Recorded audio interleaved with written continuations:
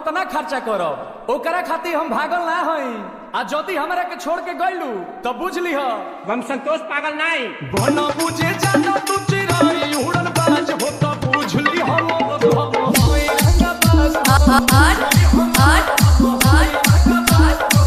जानत हुआ कि हम ग्रेड ए पढ़ नहीं।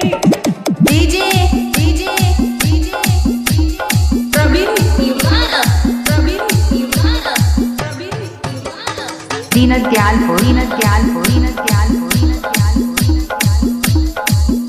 संतोष पागल नहीं। भला बच्चों हीरो जाना के खर्चा जितना हमसे करही बेरे तोरा से बेसी हम ले ले बानी शिक्षा पीछा छोड़ा नहीं पड़ी बेरे।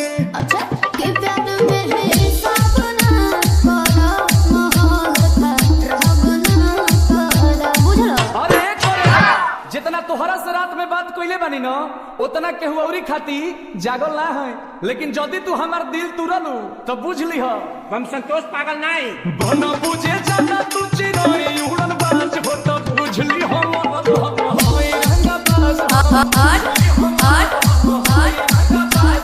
मालूम ना एक फट एक भाषा ना बोलबा कोनो विषय में। कोई रंगा बाज हो कोई रंगा बाज हो।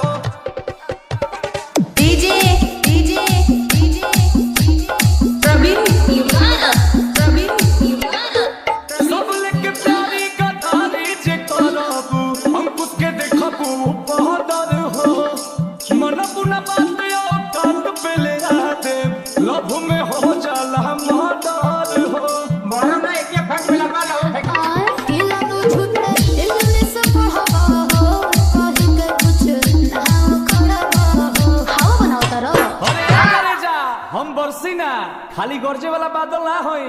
आ जदी हमरा के छोड़ के गइलू तो बुझ लीह हम संतोष पागल नहीं। बना बुझे जाना तू चिराई उड़न बाज हो तो बुझ ली हम डीजे डीजे प्रवीण युवाना प्रवीण युवाना ग्रेड ए पढ़ नहीं।